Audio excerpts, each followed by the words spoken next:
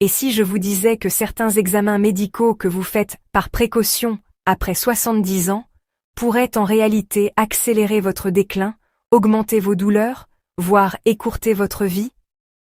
Oui, certains tests que les médecins prescrivent machinalement ne sont pas toujours bénéfiques après un certain âge. Alors, dans cette vidéo, nous allons découvrir ensemble les 5 examens médicaux que les seniors devraient éviter absolument après 70 ans, pour rester en meilleure santé plus longtemps. Restez bien jusqu'à la fin, car le numéro 1 surprend même beaucoup de médecins. Le mythe du plus on teste, mieux c'est. Après 70 ans, le corps change, les bénéfices de certains tests diminuent, et les risques liés à l'anxiété, aux faux positifs, aux interventions inutiles ou aux effets secondaires augmentent. Le bon réflexe, ce n'est pas de tout vérifier, c'est de bien choisir ce qu'on vérifie.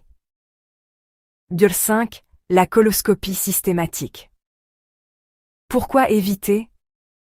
Le risque de perforation du côlon augmente avec l'âge. L'anesthésie peut provoquer des troubles de mémoire, de la confusion, voire une chute de tension. Et souvent, les polypes détectés sont bénins et n'évolueraient jamais en cancer. Après 70 ans, ne refaites une coloscopie que si votre médecin la justifie clairement par des symptômes précis.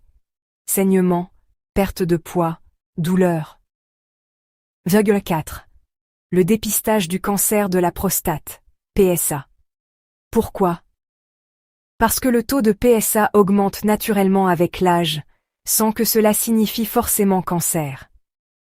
Et quand le résultat est suspect, on vous fait passer des biopsies douloureuses, puis parfois des traitements lourds, chirurgie, radiothérapie, qui diminuent la qualité de vie, incontinence, impuissance, fatigue chronique. Les experts recommandent pas de dépistage PSA systématique après 70 ans, sauf si vous avez des symptômes urinaires inquiétants. 3. Les scanners et IRM de routine. Mauvaise idée. Ces examens exposent à des rayons X inutiles. Ils détectent parfois des anomalies sans importance, comme de petits nodules bénins, ce qui entraîne d'autres examens invasifs. Et surtout, chaque scanner augmente légèrement le risque de cancer à long terme. Le scanner ou l'IRM doivent être faits seulement en cas de symptômes clairs ou à la demande d'un spécialiste, pas pour voir si tout va bien.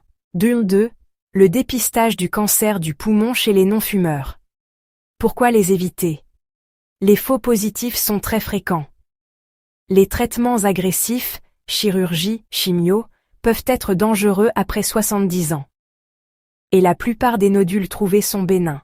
À retenir, si vous ne fumez pas, ne faites pas de dépistage du poumon systématique. Si vous êtes un ancien gros fumeur, parlez-en à votre médecin, mais là encore, le bénéfice diminue fortement après 75 ans. 1. Les tests de dépistage systématique de la mémoire ou de la démence. Certains médecins proposent des tests de mémoire ou des scanners du cerveau, pour voir si tout va bien. Mais après 70 ans, ces dépistages ne changent pas la prise en charge. Pire encore, ils peuvent provoquer une angoisse inutile. Certains traitements donnés par prévention aggravent la confusion ou la somnolence. Le meilleur test pour la mémoire, c'est la vie quotidienne. Si vous restez actif, social, curieux, et que vous faites travailler votre cerveau, c'est le plus grand bouclier contre la démence. Après 70 ans, privilégiez la qualité à la quantité. Après 70 ans, le plus important, c'est une alimentation simple et naturelle, fruits, légumes, fibres. Une activité physique douce, marche, étirement, respiration. Un suivi médical régulier mais ciblé, pression artérielle, diabète, vision, audition. Le vrai secret de longévité, ce n'est pas de tout vérifier, c'est de vivre pleinement sans peur inutile. Si votre médecin propose un examen, n'ayez pas peur de poser la question. Docteur, est-ce vraiment utile à mon âge? Qu'est-ce que cela changera concrètement? Parce que la médecine moderne doit vous accompagner, pas vous inquiéter. Et si vous avez trouvé cette vidéo utile, partagez-la à vos parents, vos grands-parents ou vos proches seniors. Cela pourrait leur éviter bien des stress et des complications inutiles.